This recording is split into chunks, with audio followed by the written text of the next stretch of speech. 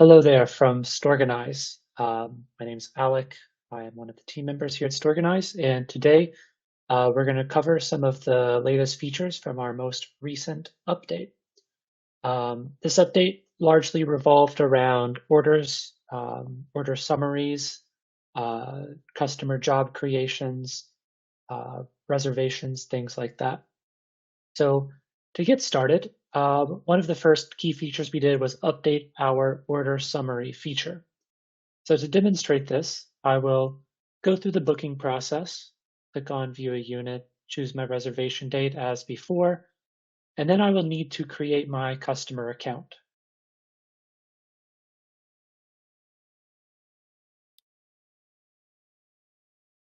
So now that I've entered my customer information, I'll click on Next. And what's going to happen is my order summary is going to be populated with all of the most up-to-date information. In this case, I'll see my deposit for this unit type, which is $99, and then I'll see both of my rental charges. So in this case, I have a prorated rent, and because I'm booking on the 3rd of the month, the prorated charge is for the 3rd to the end of this current month, and then I have an additional rental charge for the entirety of next month. Then there are a couple of mandatory fees that are associated with this unit type, an admin fee and a padlock fee. This order summary will also display the total tax that's being applied for this charge.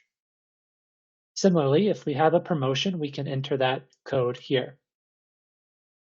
Once we enter our code and hit enter, you'll see that the promotion has been entered and applied immediately, giving the user a real-time and accurate reflection of their total amount due. If I add in products and services, those will also be applied to the order summary once added. Then I'll need to go through the payment method as before.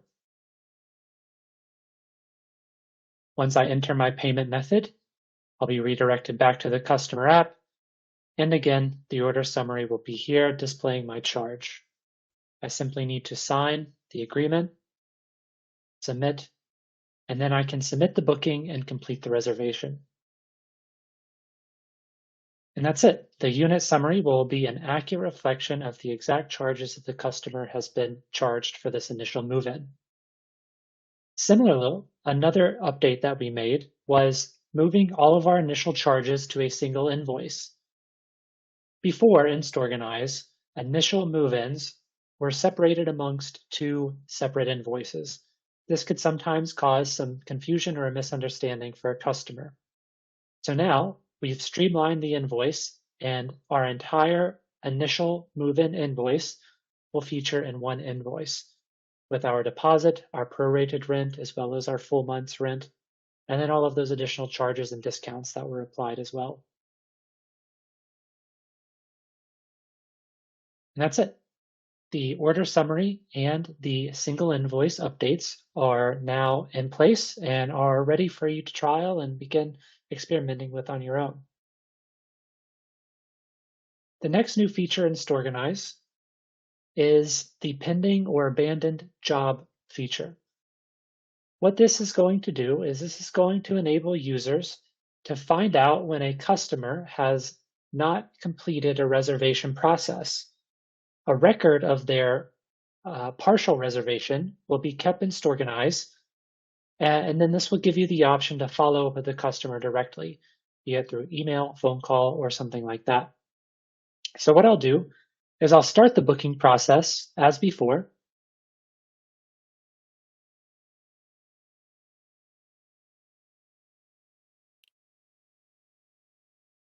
Now let's say the customer gets to this step, but for some reason they want to back out and they don't want to proceed with their move-in reservation. Maybe the costs are more than they expected or something like that. What's happened is if I go over to the management portal for the site in question, you'll see that a pending job has been created for this customer. So no invoice has been generated and no charges have been made, of course, but there is a record of this customer, their information, their contact details, everything that they entered as part of their account creation. So this is going to enable me to now call the customer, email the customer, Otherwise, just follow up and find out why they gave up on the reservation. Perhaps we can call the customer, offer them some sort of discount, and then we can continue with the reservation here from the customer portal. Similar as before, we can just click on Continue, view the invoice, mark the invoice as paid,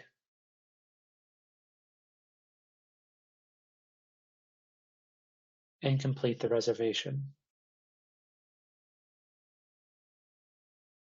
By default, initially, an abandoned job will be labeled as pending.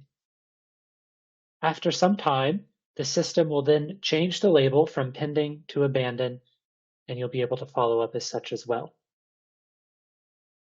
Hopefully, this enables you to increase the number of bookings you take, as well as mitigate any failed move-ins or failed reservations. You'll notice this feature as it's present in most other e-commerce platforms and other self-checkout features. There's more details for these updates in an email that you should have all received, as well as on our website. You can also email us with any questions or if you have any feedback on these updates or any other updates you'd like to see to Storeganise. Thanks again for using Storeganise, and we look forward to speaking with you again in the future.